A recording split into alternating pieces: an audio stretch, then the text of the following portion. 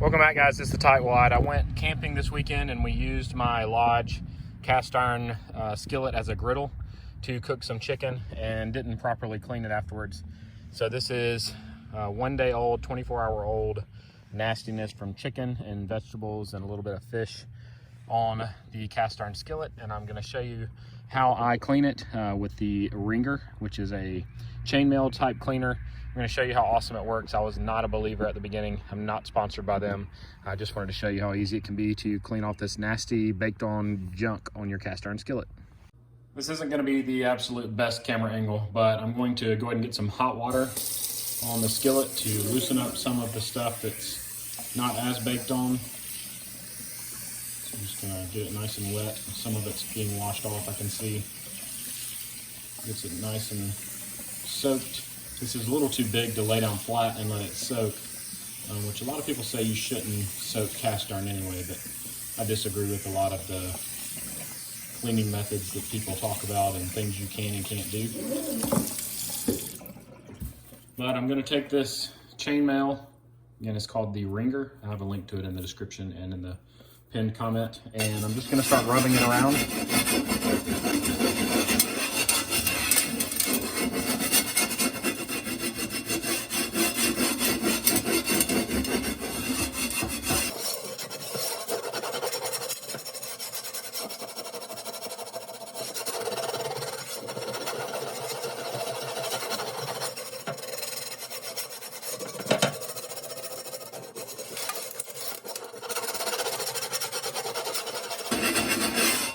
And I'm going to rinse off that top layer. Rinse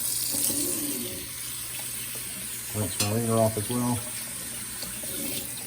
Getting lots of nastiness off of here. Let the water penetrate the next layer a little bit.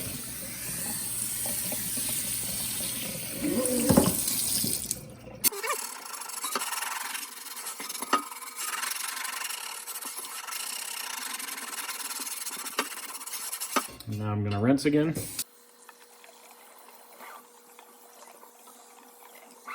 There is still some baked on here. I can see it in spots, but the majority of it, like this area right here, is really nice and clean now.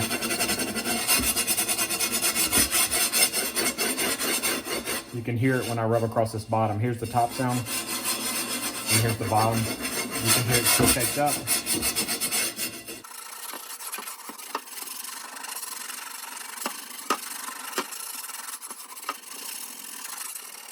Another rinse. This is taking a lot longer because it did sit for about 24 hours and it was over a campfire, so it got a little hotter than I cook with typically. It wasn't a campfire, it was an outdoor grill, I would say.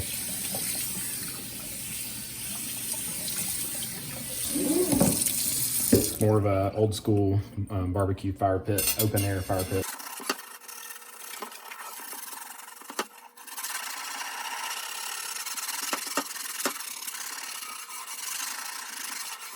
I think one more time will do the trick.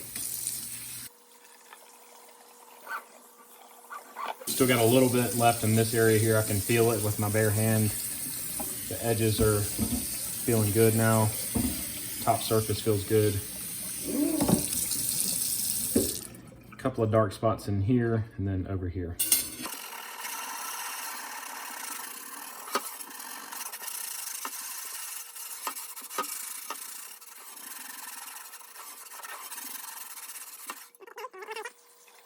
So a lot of people don't use detergents on theirs. I don't like the sticky residue that gets left behind by certain types of meat. So I will take a little bit of Dawn dish soap sometimes and squirt it in my chainmail and go over one last time and then rinse it off quickly. I don't let it sit on there to really bake into stuff, but I just squirt some Dawn dish detergent in here and go over it.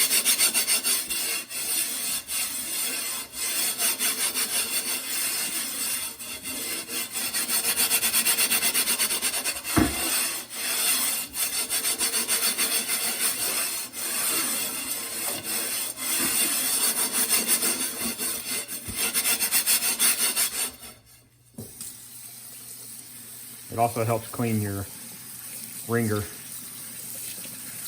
gets all the junk out of it. And then I just lay this out to dry on a towel. before I put it back in a drawer.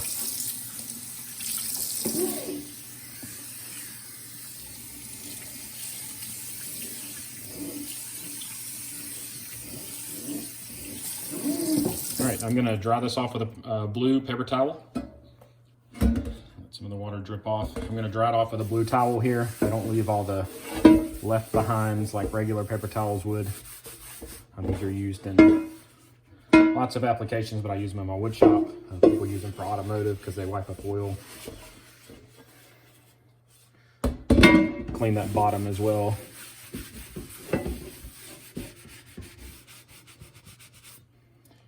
All right, you can see there's a couple of spots. There's one right there that I'll come back and get, and a couple right in here.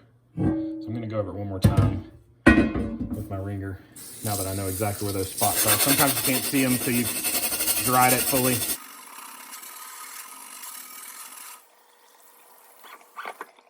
And just flip this to another clean side here.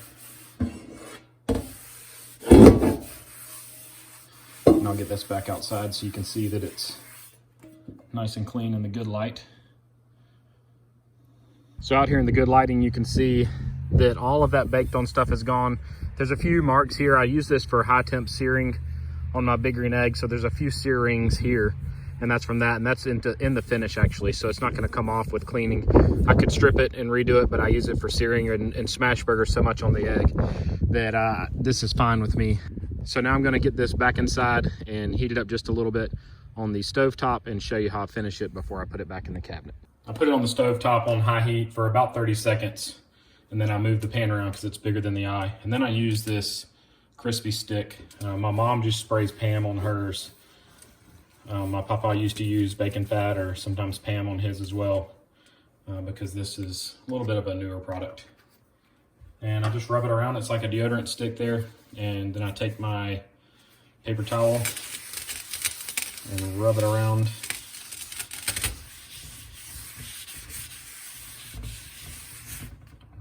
Rub it again. You don't want to leave excess on there, you just want a nice coverage. So that's what I do once I've used my pan for something that gets it really nasty. Clean it off with the ringer, get it nice and dry, heat it up a little bit, use the crispy stick, and then rub it again with the paper towel to remove all the excess, and that prevents it from feeling gunky next time you use it. So this one's ready to be stored again. I got it all cleaned off, heated it up, put the crispy stick on it, rubbed it all off, and you can see it is ready to cook again. So this one's ready to get stored in the pantry. If you have any questions or comments, leave them in the comment section below and I'll make sure to reply. If you're just gonna come on here and bash the way that I clean, you can move elsewhere. If you want to offer some tips though, that is the appropriate place to do it. Click any of the other videos showing on the screen right now and they'll open right up on your device. And as always, I hope you guys have a great day.